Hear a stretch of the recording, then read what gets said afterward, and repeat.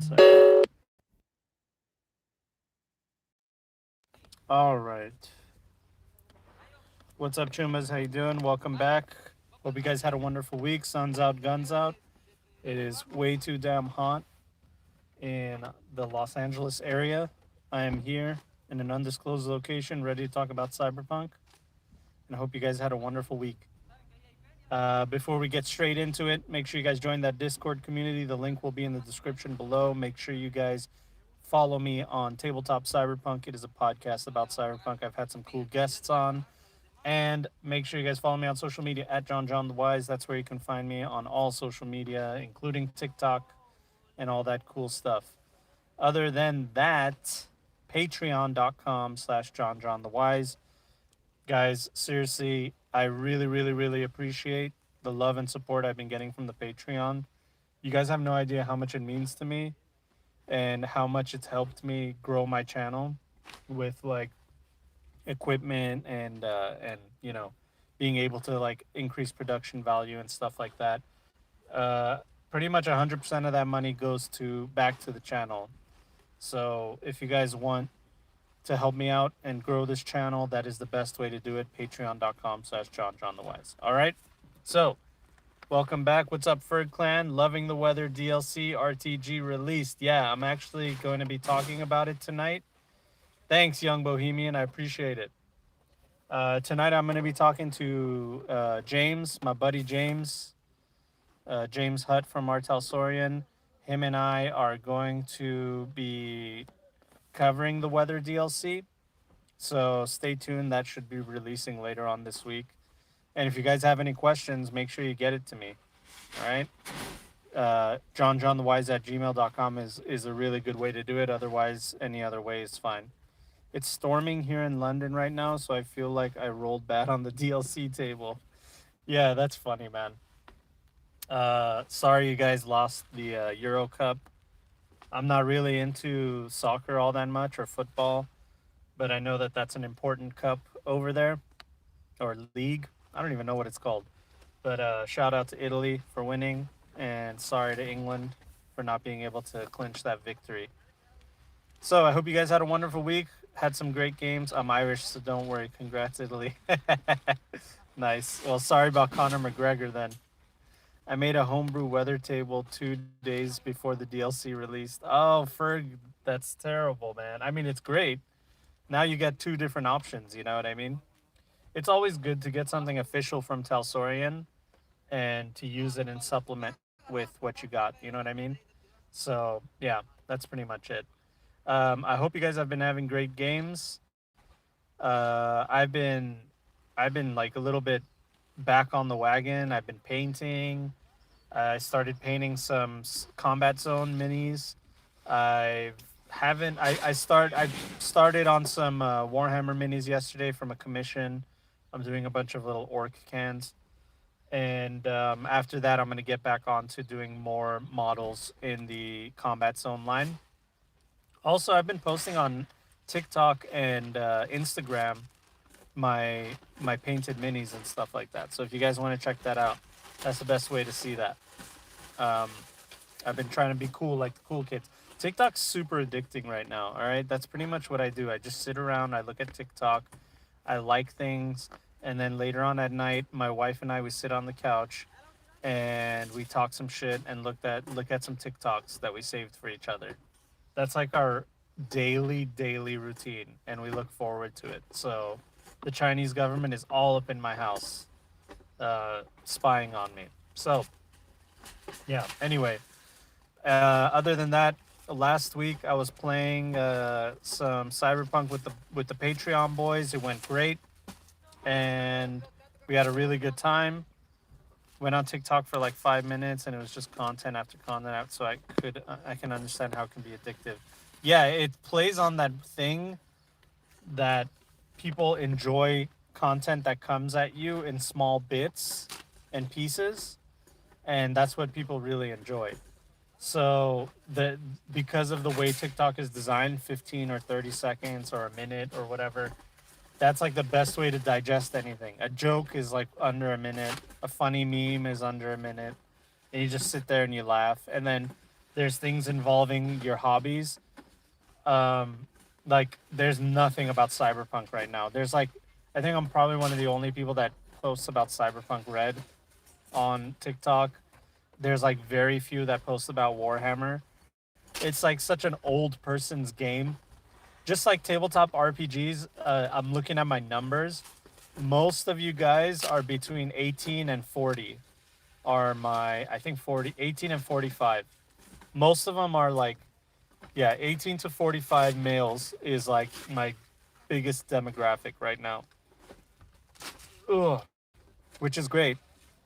And then I got some grognards in there too that are like old school guys. But yeah, I was saying last week we were playing some Cyberpunk. It's great to get back into the swing of things. We have been having some difficulty getting everybody together because it's six players and me. So it's so much. Yo, con save, is that you, Taylor? Good to see you. Make sure you guys follow the con save as well. Great YouTube content, great content in general, and great people. What's up, Taylor? Good to see you. I saw that picture of you guys meeting up with High Shelf Gaming for IRL, and that shit is amazing, man. That's so beautiful. That's like one of the things. Like I would love to meet all of you guys one day, someday, one day. I hope you guys had fun. What did you guys play? Did you guys even play, or were you just hanging around and just talking shit? Because I feel like if I were to meet friends, we wouldn't even play. We would just hang around and talk shit, you know. But it was good. We got into the full swing of things.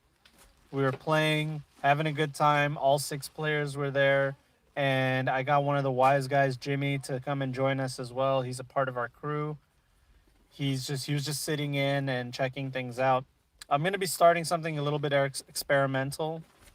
What I'm basically gonna be doing is I'm gonna split this 6-man group into two groups, and instead of having them like, oh, it's not your day, don't show up, they can show up and they can actually play as NPCs. And I'm going to give them a little bit of creativity as far as like what the name of the NPC is going to be.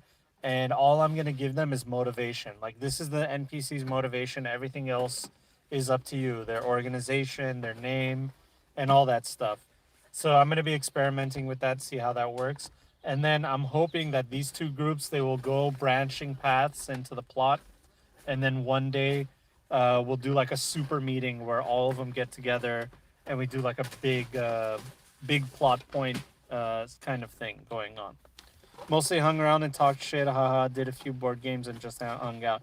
Yeah, see, that's exactly how I thought it would go down too. Because you guys haven't seen each other, it's your first time hanging out, or maybe I don't even know if it's your first time, but if you haven't seen each other in a long time or something, gaming kind of takes a back seat. It happens with me and my buddy. My buddy Arnog, shout out. He was in. I was at his house doing the live chat.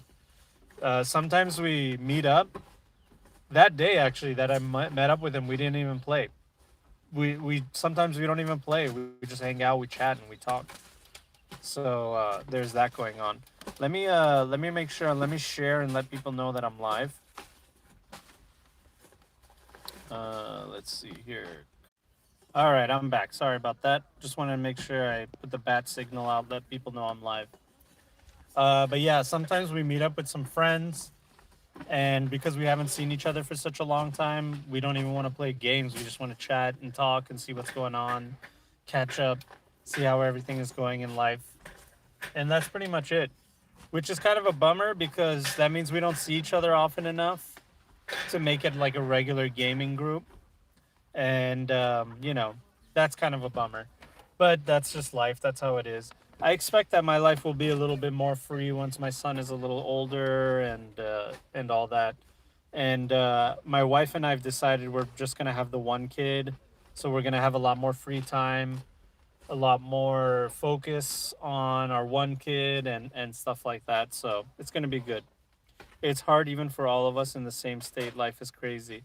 Oh yeah, you guys are in the same. Well, Texas is fucking huge, so it's not easy. I mean, I have family in California up north. They're about 4 or 5 hours away, so I see them like once or twice a year. You know what I mean? We're in the same state as well. But yeah, Texas is fucking giant, so that is what it is. You guys are still in Texas, right? That's what I'm assuming. But yeah, it's cool to see you guys all getting together and having fun. I know people are going to Gen Con. Gen Con's back in full swing. There's all that going on. I'm actually fairly new to this whole community of tabletop gaming. Tabletop gaming is like a new experience for me. It's something that I've always suppressed for the longest time. I didn't get into it because a lot of my friends and acquaintances obviously thought it was nerdy and stupid, and I wanted to be socially accepted by them. So I just suppressed all those things that I liked and tried to fit in with people that didn't really give a shit about me. And I just hoped that they would like me and let me into their group, their social group. And I knew that all that nerd stuff was like, you know, it was not on the table. So because of that, I didn't really give the tabletop gaming thing a chance, and I regret that. I greatly regret that I've waited this long to be a part of communities, that I've never been to conventions, that I never became a part of these kinds of communities in the past, and got to gaming as soon as possible. You know what I mean? But it's all good.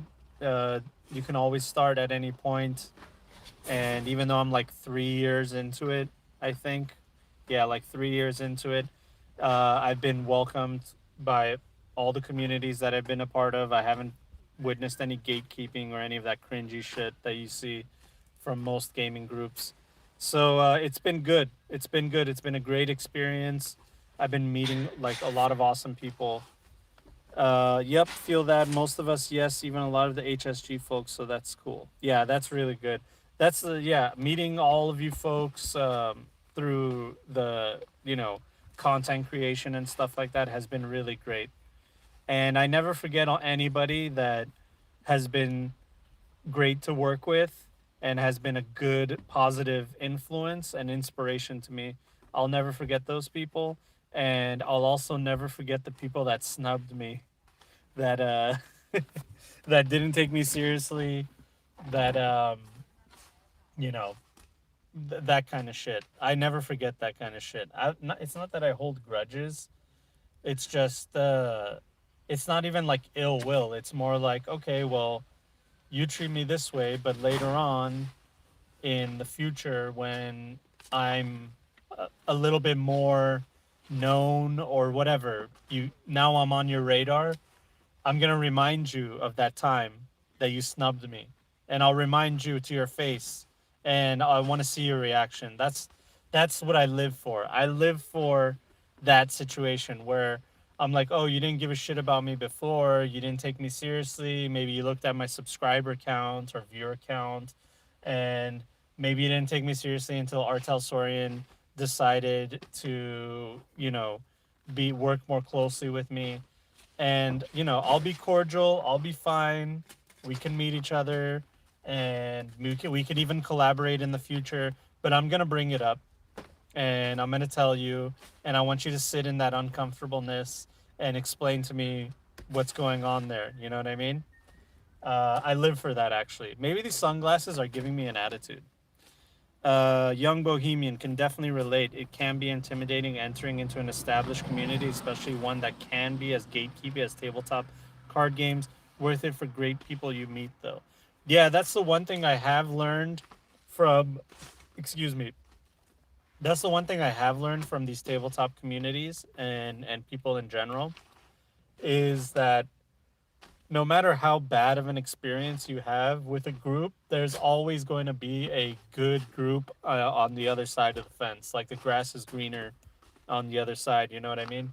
There's always going to be a normal group of people that you'll meet.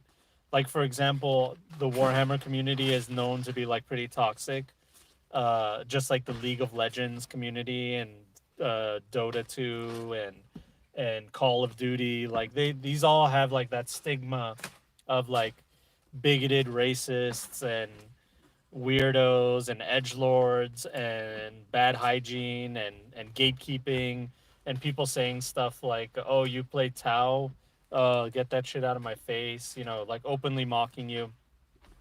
But there's always going to be the cool thing about games like that is you only really need like one or two people that are like solid people for you to have fun.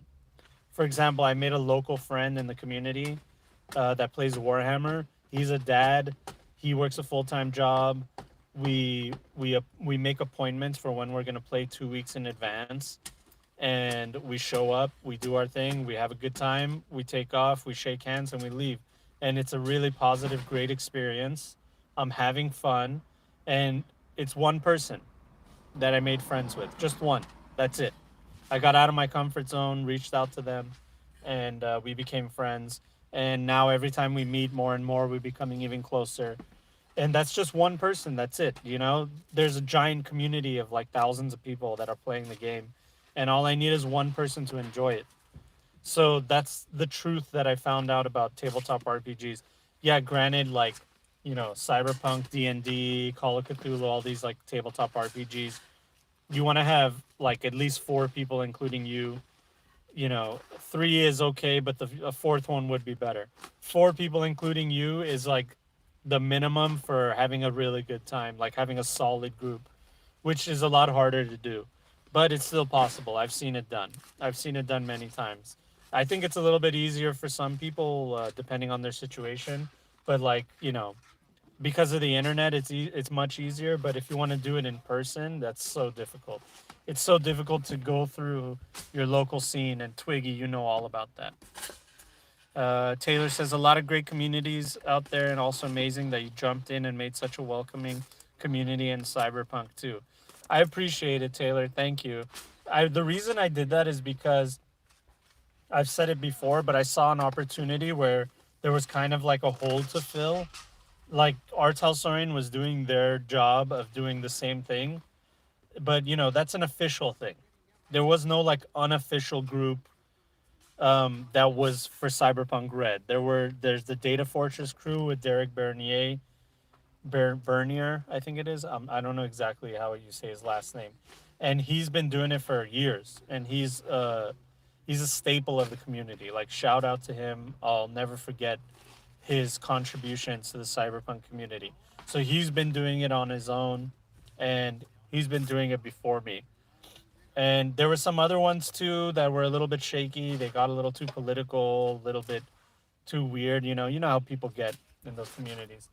Um, they start like making fun of like gender politics and stuff, and you're like, oh great. I thought I was gonna join like a normal group of people, and then now we got these people, you know. But anyway, without digressing too far into that, um, I saw an opportunity where a fan made community could be made. And I was like, okay, if I were to make a community for Cyberpunk and like I'm starting it, I want to start it with other people that I like, that I think are positive people in the community. And I don't want to own the whole thing. I want it to be public. I want it to be a collaborative experience. And I want it to be where we all agree that this has to be a place of positivity and inclusion. We have to uplift other creators, and like don't gatekeep and be assholes. Like let's actually do a good job and make like a good community, unlike, you know, some other communities that have devolved into like hatred and toxicity. Like I wanted to set a groundwork for that, and I think we did it. You know what I mean? We're still fairly small compared to other communities, but it doesn't matter the size as long as people can join our communities and be like, hey, I'm new, what do I do? And then like they get all kinds of positivity back. That's all I ever wanted. And I saw that opportunity. I took it. I did it. I'm glad that I succeeded. And if anything, if all of this flops, at least I can say I did that. And and I've been having fun ever since. It's been positivity ever since then. So I love it. What's up, Twiggy? Love you, buddy. I'm so extremely happy that I haven't had to deal with the shitty gatekeeping anywhere I have been yet, especially being a woman. It can be scary jumping in there and putting yourself in the space. Thankfully, have been drawn to great people and spaces. Yeah, it's much more difficult to be involved as a woman for sure. There's already all the inherent bullshit that you have to deal with being a woman, you know, just socially. And then tack onto that, it's like you put yourself in a vulnerable. Everybody puts themselves in a vulnerable position to like join a community, and it's no different for men or women. But for women, you have all that extra bullshit that you have to deal with. So you're already putting yourself in like an. I feel like it's like an extra vulnerable position, like even more.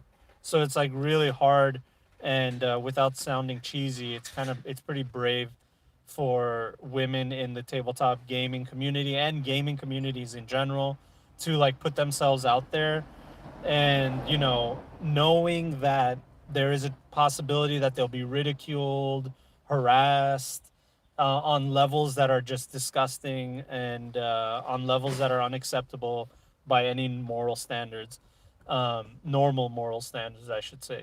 So I feel for you 100%. 100% I feel for you, and I'm glad that you found a good place.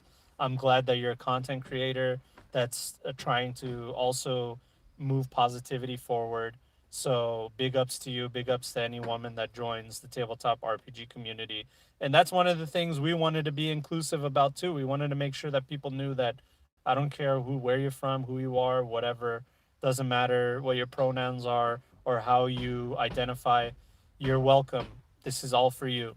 This is for everybody, and you don't have to deal with any assholes. Like, you and your buddies can go and play, and you don't have to worry about any of these assholes. And we're here to help you in your games.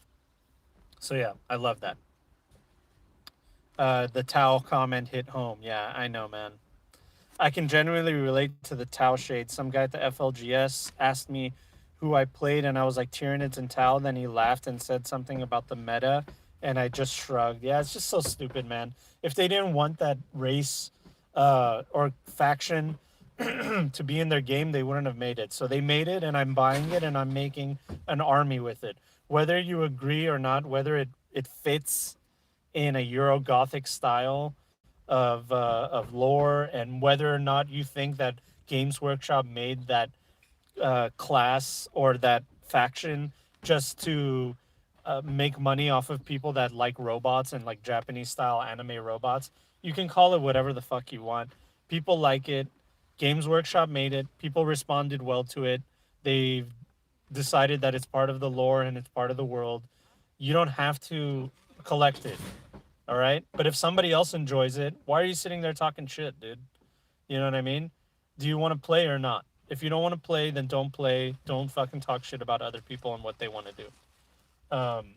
Yeah, I definitely have a sassy attitude with these sunglasses today. The community I'm part of now has been amazing. I've met some amazing friends like you, Neil, and the amazing folks at the Con Save. I've never felt so accepted and welcome before. Y'all are amazing people. That's great to hear, man. That's great. Just the passerby. John the Wise, the games you named are played to win so people become competitive and nasty. Dude, I'm all about being competitive, man. I've always been a competitive guy, no matter what we're playing, Mario Kart, basketball, whatever. I love to compete. It's fun. There is a way to compete and talk shit, but still have fun with it. Actually, that's my favorite way to do it. My favorite way is to like walk that line where you're like talking a little bit of shit, making fun of your opponent, but you're not you're not ridiculing them for the things that they like. You just, you're just adding fun to the competition. I love competition. It's great. There's a way to compete without making it personal. And we've all known that. Like, I used to play basketball all the time. It was like my favorite thing to do growing up.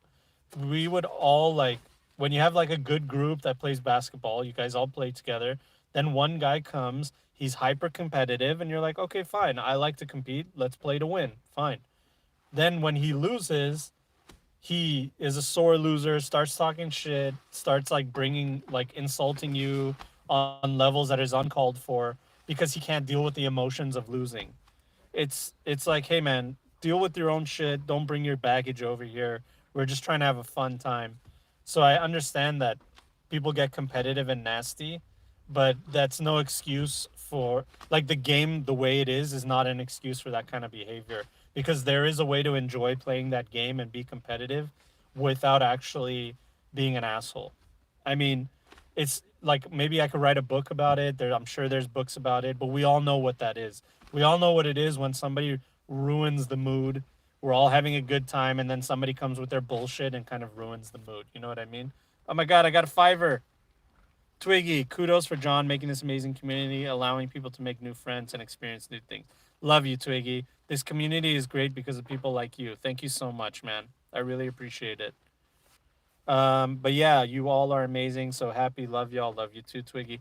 Oh God, can relate to that too. People that want to talk about shit that doesn't matter will find a reason to. Yeah. Mad props to you for that thinking, John. John, been in too many discords with people that think they're slick about their shitty humor and opinions.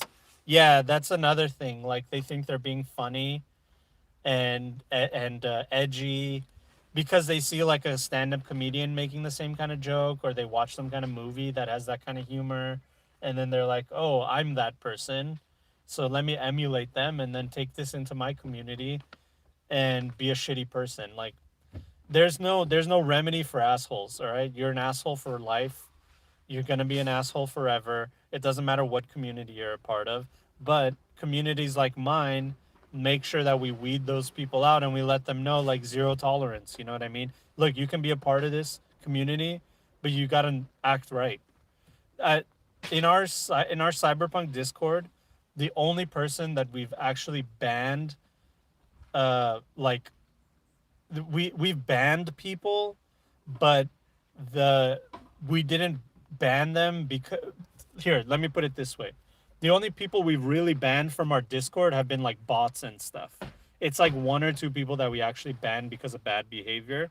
Some other people, we told them, hey, we're not going to ban you, but just letting you know, you're like on thin ice. Like, it's rude what you're doing. We're not a part. We don't like that kind of shit in our community. So this is your warning. And then they double down, they make it worse, and then they leave. So it's like, okay, we didn't ban you. You left because you knew that you weren't gonna be able to behave the way that you wanted to and bring your shitty attitude to this community.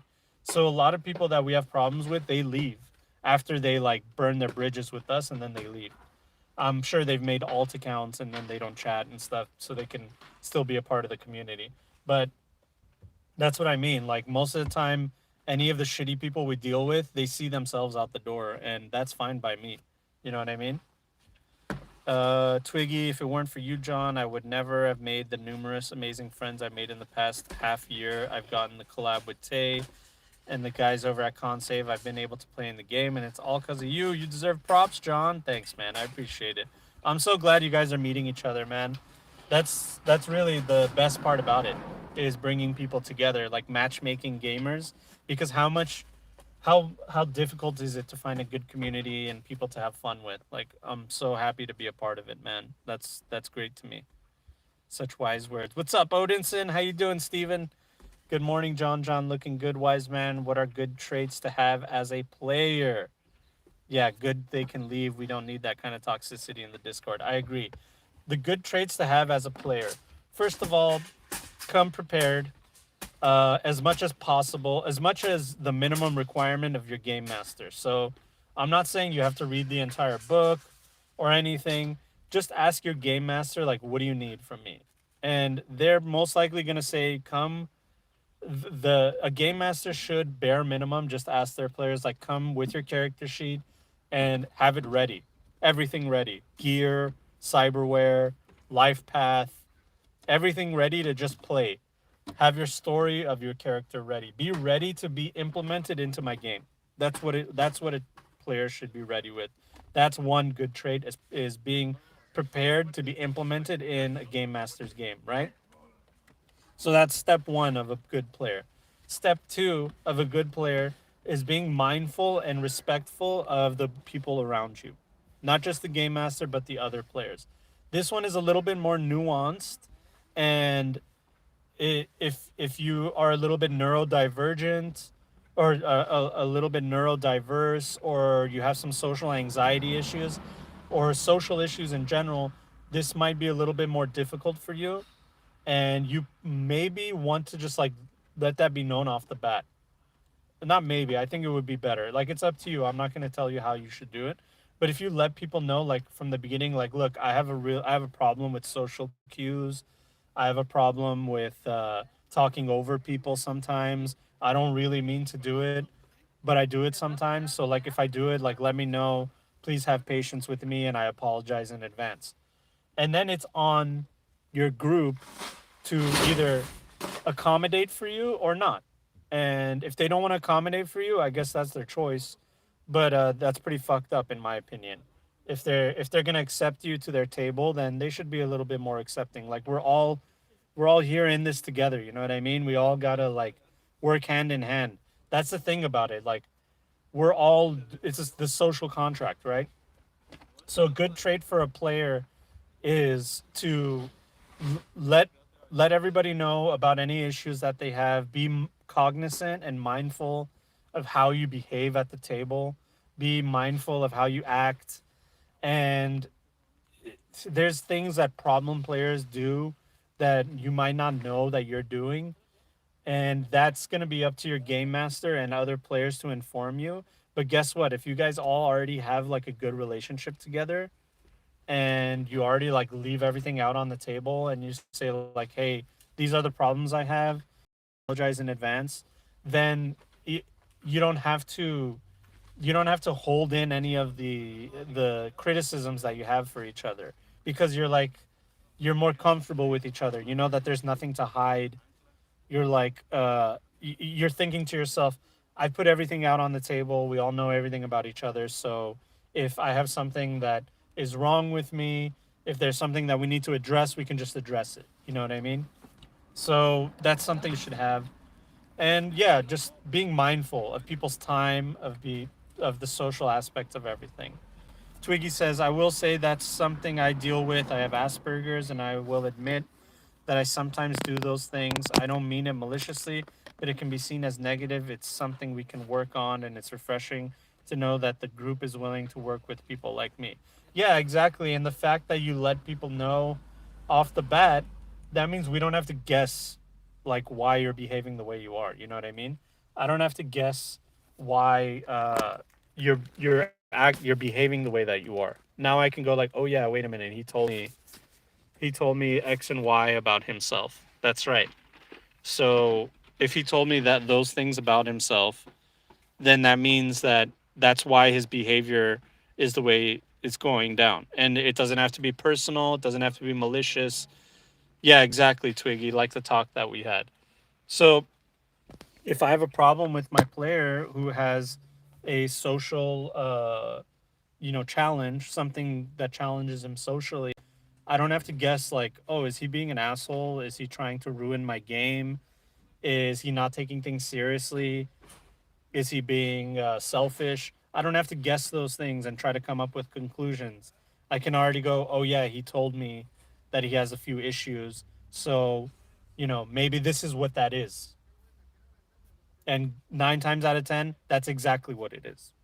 And you go and then now I know that they've given me permission that, hey, if I step out of line, it's because of the condition that I have and something that I'm working on. So please know that it's not malicious, and it's okay to come to me about it. And then me as a game master, I'm comfortable to be like, oh, hey dude, by the way, last game, um, you were doing X and Y, and it was a little bit disruptive, and it was a little bit of a problem. No big deal. Just wanted to let you know so you could be more aware of it in the future. And that's pretty much it. And then, you work on it together.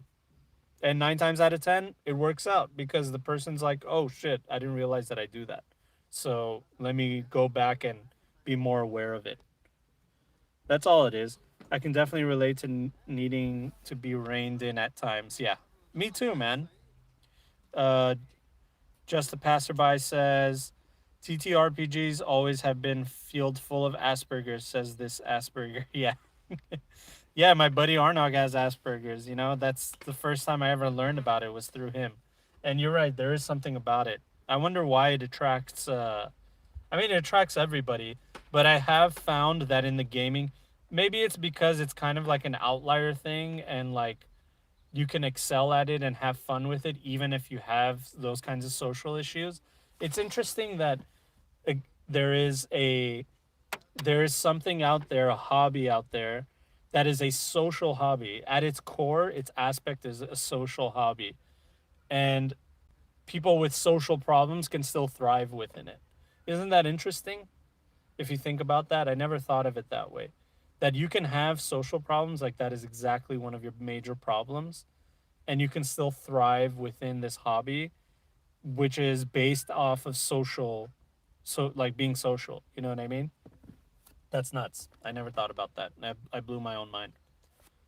Very well put, wise man. Sometimes it's hard to navigate the social contract at times, and I'm left feeling disappointed in either myself or my players. So I appreciate the tips. Yeah, that's it. And Young Bohemian says it's all about intent. At the end of the day, as long as you mean well, you can work it out. Intent is the biggest thing, man. I think we get lost on that. I think that because of social media and the way things are, that we get lost on intent. If someone tells me their intention off the bat, listen, my intention is just to come here, have a good time, be respectful, and rinse and repeat until you know a natural disaster comes in between me and being able to play with this group. If I know that's your intent and you're just here to have a good time, then like I said, I don't have to come up with conclusions in my head on why you're behaving the way you are. I can just go to like, okay, he's not being an asshole because he told me in the beginning that he wasn't trying to be an asshole, that he really just wants to have a good time. Now there is the off chance that someone will tell you that like, oh, I'm just here to have a good time, I'm not an asshole, and then they end up being an asshole and they lied to you. And that happens. That happens. Those people need to be kicked out of the group. I'm sorry. They do because they lied. Um, Starting a friendship off of a lie is always a bad idea. And you have all these other people that are part of your group. You have your responsibility with them. And if somebody's going to come into the group and lie about their intentions, then you have a responsibility to the other people as well as a game master. And I believe you have to kick that person out of the group. And you got to let them know, like, hey, I got to maybe give them a chance. I don't know. I mean, I'm one of those people that loves to give people a chance, even though they've wronged me, and then they'll get screw me over again. But maybe you want to give them a chance and say, listen, this is pretty much it. Like this is the last straw. Like you told me you joined our community or a group because you wanted to be positive and have fun and not be malicious, but it looks like you lied. I don't know if it's intentional or not, but basically, like, I want to kick you out of the group unless you show me that you deserve to stay. And if you're gonna sabotage our game, then you're definitely out, dude. That's it. Period. Cyberpunk in a car. That's right, Brutal. How you doing, buddy? Hope you're doing well, man. Well, people with Asperger's have trouble with social interaction while being able to effortlessly pick up on intricate things like gaming and TTRPGs. Maybe that's why Aspies often go into gaming. Yeah, maybe. I have no idea. I'd be speaking out of ignorance. It could be also that it's seen as an outlet, as most gaming is done solo or with only one other person. Maybe it's because gaming lets us pretend to be someone else.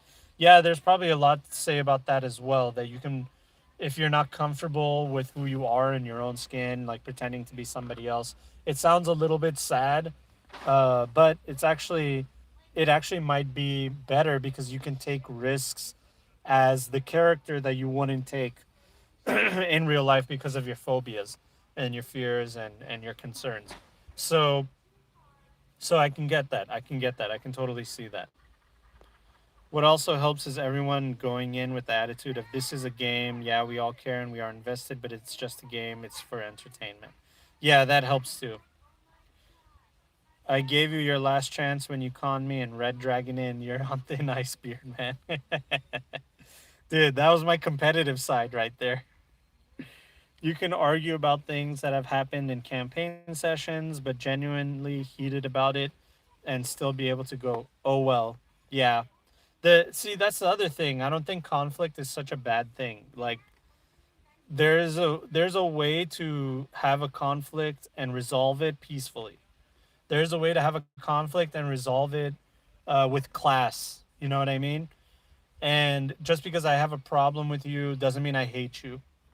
And just because I have a problem with your behavior doesn't mean that I don't want to be your friend.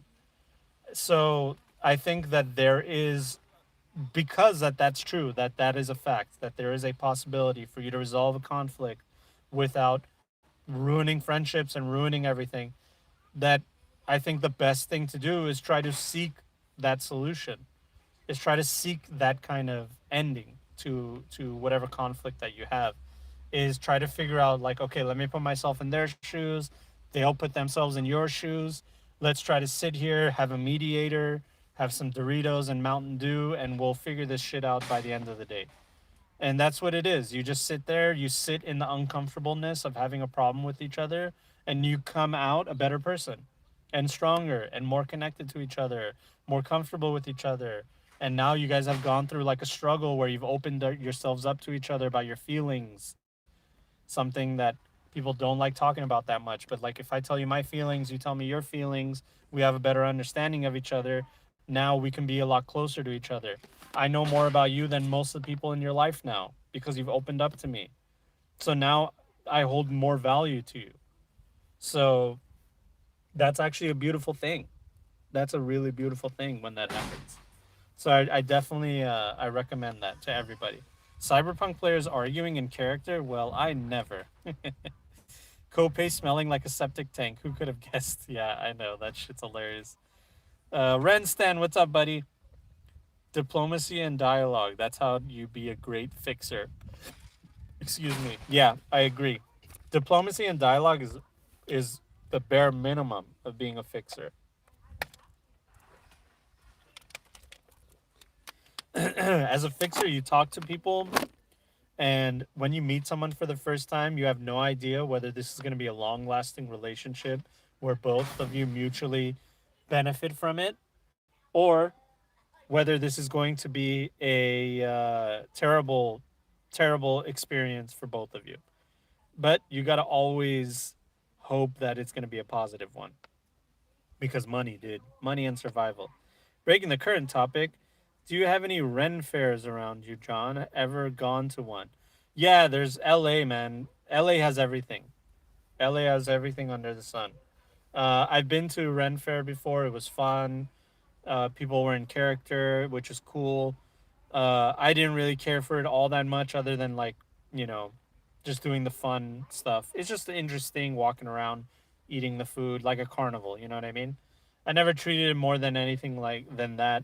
I get that there's like Ren Fair communities that probably LARP and everything as well. More power to them. Have fun. And I feel like I've been there once, and I'm like, okay, I get it, and then that was it for me. I might go again in the future if my wife decides she wants to go, or a good friend or something, but I never really seek out to go to any Ren fairs or anything like that. That was kind of my Ren fair experience. Yeah, exactly. Yeah, you just go there, you enjoy the sights, you go, oh, that's interesting. Oh, yeah, these people are all in character.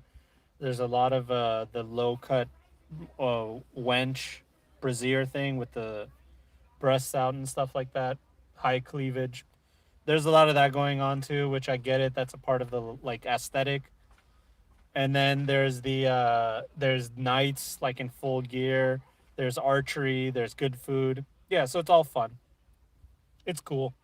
It's fun thing to do.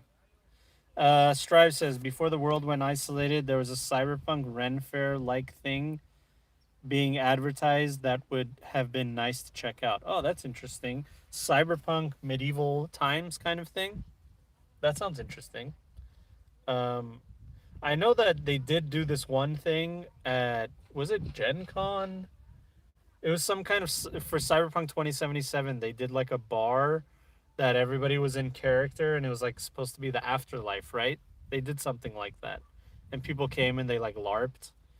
I think Cyberpunk is a little bit too serious of a, yeah, Cyberpunk LARP. You mean real life? I was gonna say Cyberpunk is a little too real for you to LARP in. I'm sure it's possible, but because D&D is more of like a fantasy thing, I can see it being more like easier to do some kind of live action role play. But with Cyberpunk, like it's a little too dark. Yeah, exactly, Twiggy. Like drug use, violence, backstabbing. Uh, it's a little too serious. You know what I mean? So I don't know if it would work. Then again, I don't LARP, so I don't know. I have no interest in LARPing. I've never done it before. Um, I feel like if I'm going to act in person, live acting in costume, might as well record it and make a show. You know what I mean? Why do we have to? Why do we have to live action role play? But then again, to each their own. Everybody does their own thing. Like, who would want to LARP being abducted, pretend harvested for organs, or forced to do drugs? Yeah, exactly.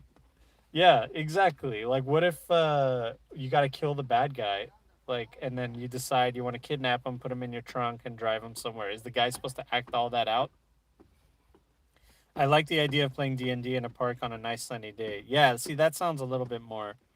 Let me join a gang in LA, lose a limb, and print a new one. LARPing the cyberpunk way. Yeah, that's it. Yeah, cyberpunk LARPing seems a little too serious for me and scary because you don't know who's gonna take it overboard. You know, somebody pulls out a white baggie and goes like, "You guys want to do some synth coke?" And you're like, "Dude, that looks like real coke." And he's like, "It is real coke." It's like, okay, so are we LARPing or are we just doing coke now? We all know the dude with the prosthetic limb would win any costume contest. I know, dude. It's like the best thing in the world. By the way, I was thinking in the near future, I want to try to do some kind of charity event. And I've been thinking like what kind of charity I wanted to help out. And my wife, being the genius that she is, she's like, why don't you help kids that need prosthetics? Like, or like, you know, so it's like cyberware for kids. I'm like, oh my god, that's so fucking genius. So in the near future, I'm gonna be looking for something like that, some kind of organizations where we can help them. Maybe some kind of 3D printing prosthetic thing. I don't know. I don't know exactly. I have to do more research, but I thought that that would be an interesting thing to do, especially since it's for kids. You know what I mean? Kids deserve everything. Like they deserve all the goodness. You know, they're innocent. They're pure souls and if they are going through a difficult time where they're missing a limb or something like that and they need a prosthetic, I mean, dude, we should be helping them. You know what I mean? So that's it. That's what I'm thinking of doing in the near future. Wait. That was your example of a bad LARP experience? I mean, it's not bad. I just want to say that, like, you know, if you're LARPing and you're doing synth coke, you're really just doing coke, aren't you? Here's a thought I'd like to hear your thoughts on. All right, Brutal, shoot. J Gray and CDPR have had a few, if I remember correctly. LARPs? Yeah, that bar thing? I think so. Brutalk says, I want to support my local game store, but aside from Dice, not even sure what I'd buy from them. LMAO. Dude, like they don't have a ton of cyberpunk related stuff there. Some of the modern prosthetics are amazing. So my question is kind of this. All right, I'm waiting for the question and I already have an answer for you. How do you interact with or pump your up your local game store? All right. So that's a great question that I asked myself the same way. And basically the way I figured out how I can do something cool is every time I would drive, so my FLGS is like near me, right? My gaming shop is very close to me. Anytime I would drive by, I would know that it's there. You know what I mean? I'm like, there it is. In that store is a bunch of board games and paint and Warhammer and all kinds of cool shit.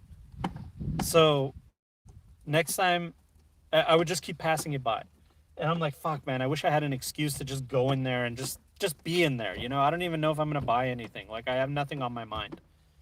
My gaming store started doing gift cards. And what I basically did was I went, and anytime I went to the gaming shop, let me get my card out. Anytime I went to the gaming shop, the first thing I did was I got a gift card, Green Tower Games. And every time I was doing errands or going to the store or doing something, if I had like 5, 10, 20 bucks on me, some cash, or I just wanted a visit, this is my excuse. I would go in and I would load this card with money. And that's it. I mean, I'm not buying anything right now, but I'm loading this with money. So if I want to buy something in the future, I don't have to think about it. I could just go in and get it. You know what I mean?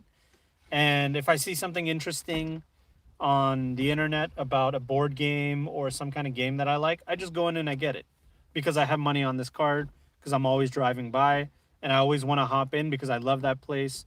And you start creating a relationship with the owner of the place, which I did, and you start letting him know like I like cyberpunk stuff, and he's like, well, hey, if you like it, that means somebody else likes it.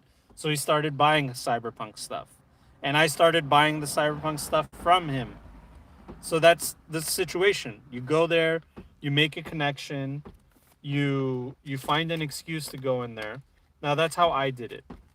But now basically because I have money on this card, I can just walk in there and if I want something, I get it. I decided, you know what? I want to get into Warhammer in the pandemic. It's always something I wanted to try. I never really gave it a shot. So I went and I called him and I said, "Hey man, I'm coming to Warham. So this is the faction that I want to be a part of and I want to collect. Help me out." He had like like a whole thing splayed out for me. He's like, you want this, and this is for this, and this is for that. All of these together, this will get you started." And I was like, okay, done deal. Boom. Got started. And that's basically it. If you want to get started into some kind of hobby, you thought you have some kind of small interest, there's always, just like Cyberpunk Red had the Jumpstart Kit, every hobby has something like to get somebody into it. Like just to try it out, just like you and your friend, introduction kind of thing. And if you have some money saved up on your card, you can just go in and start getting stuff. And if your local shop doesn't do that, you should implore them to do it. Say like, look, man, sometimes I don't know what I want to buy, and I just want to come and like visit and say hi and like put some money down to support. And I think that's the best way to do it. To be honest with you, hope that answered. Nice lock-in effect. I like that approach. Thanks for your take. Yeah, I was thinking of getting into Pathfinder. That might be my excuse. There you go. You come in, you buy a book. Next time you get a a Dungeon Master screen. The next time you get a supplement. The next time you get spell cards. You know what I mean? You just buy little shit here and there, and then next thing you know, you're a part of the community. You're part of the hobby. That was not my experience from working at one. Yeah, that's the other problem with yeah, Young Bohemian says sounds like it depends on the FLGS owner because that was not my experience from working at one. Yeah, I mean I got lucky because I met a good shop owner and he was really nice to me and he's just like a humble guy and he's like, he's one of the good guys. So I got lucky in that sense. And I know a lot of people they don't have that experience. That's unfortunate. But if you do happen to find a good shop, I recommend you doing that. And besides, if there is a local shop and they're assholes, then just Amazon with zero guilt, dude. All right? Amazon online retail and have zero guilt. You came and you tried to make an effort. You tried to be a part of the FLGS and you wanted to be an asshole. Fuck him. Then I'll go to Amazon. You don't deserve it. You know what I mean? And then he'll go out of business and maybe somebody else will come and do a better job and then you can support them. Like the Cyberpunk Red data screen, I've been dying to get it, man. If I wanted to, I could have ordered from Martel Sorian and it would be already at my house. You know what I mean? But he's going through like supply chains and suppliers, and then like one guy says he's got it, but he doesn't have it. It says it's on pre-order. I don't know. And I'm like, all right, whatever, man. He'll get it when he gets it. I'd rather he get the money. And then there's been times where he's like, I don't even know when I'm gonna get X or Y, and then I go, okay, I'm just gonna get it from Amazon. You know what I mean? And it's not his fault, but I tried. So there, just do that. Oh, foundation for you to look into, Jordan Thomas Foundation. Can you message that to me on Discord, Twiggy? I really appreciate that. For me, I just talked to the guy and the employees for months and told them I collect various game books, played games, talked Cyberpunk. Yeah, that's it. Uh, it's just fun to be in there, be a part of it. You become part of the hobbies, you start chit-chatting. Oh, did you see the new thing about X and Y? Or did you see the new thing about this and that? And you just chat. How's business? How's life? How are you doing? with the COVID restrictions lifted, with the COVID restrictions being there, these are the conversations that we would have. You know what I mean? I ordered Magic the Gathering shit from Amazon while working at the FLGS with the employee discount. Oof. That's, hey man, if they were assholes and they don't deserve your support, then they don't deserve your support. That's it. Period. There's also small LGS that have online stores. Places like Boardlandia, they got me my core rulebook quick, and they're small LGS out of the West Coast. I'll message it to you after the stream. Yeah, that's the other thing. You might find a friendly, far away gaming store instead of a friendly local gaming shop.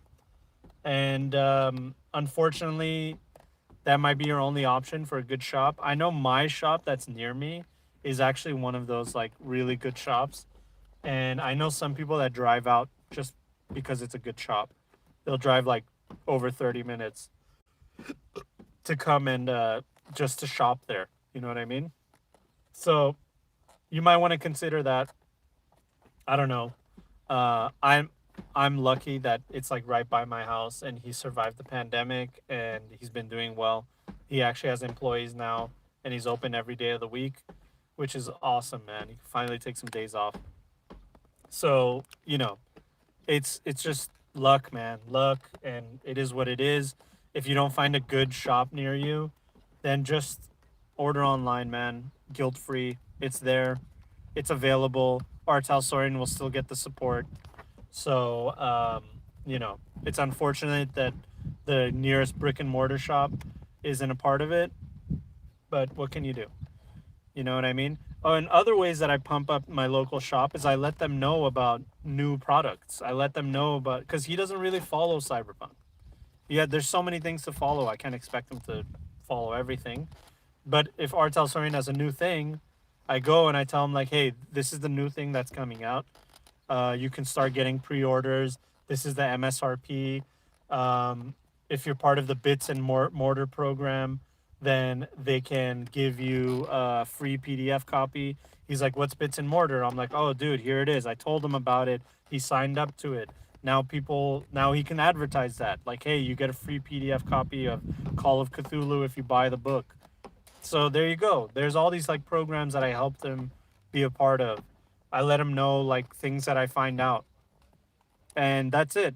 And he's told me if somebody calls me and is asking for something, that means that more than that, at least one person wants it.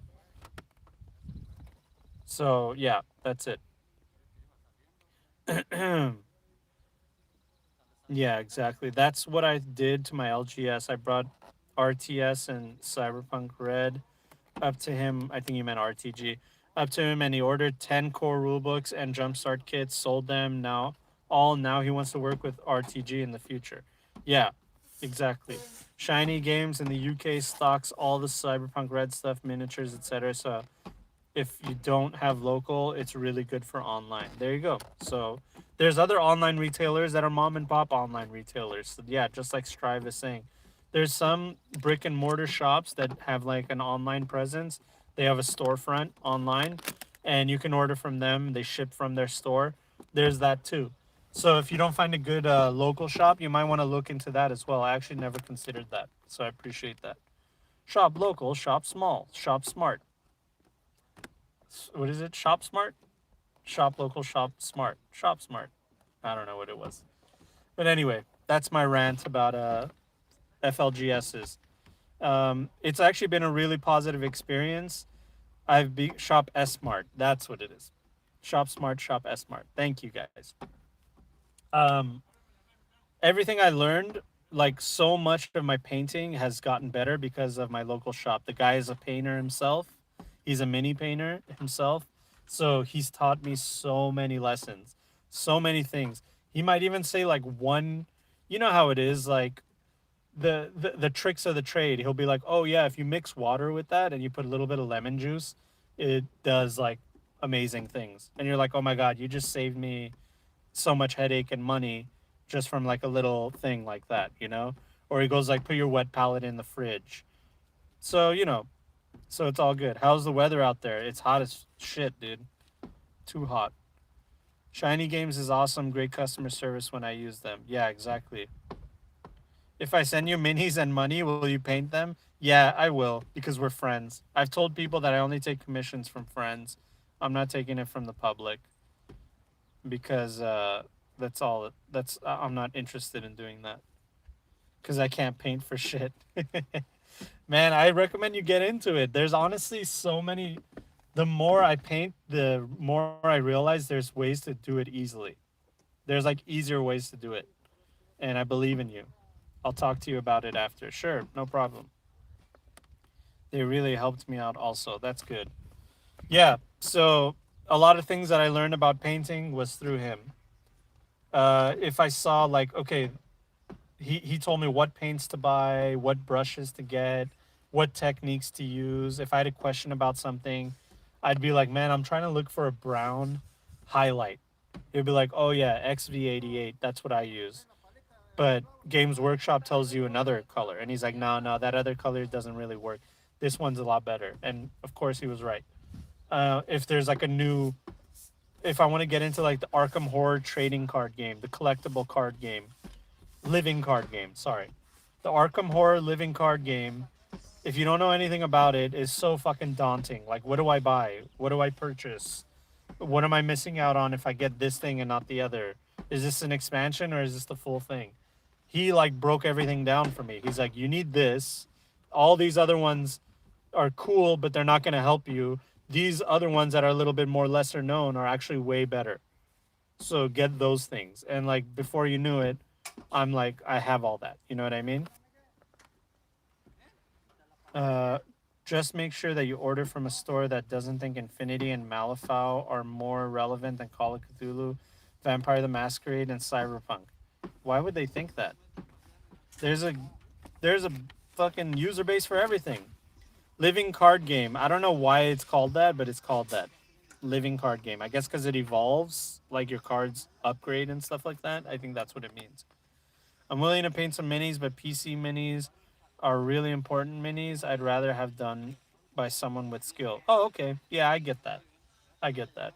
But yeah, I mean, there's some really great techniques, especially like contrast paint. I did a video recently that's not doing all that well comparatively to my other Cyberpunk stuff, which I get it. Not everybody paints, but I talk about the traditional versus contrast method.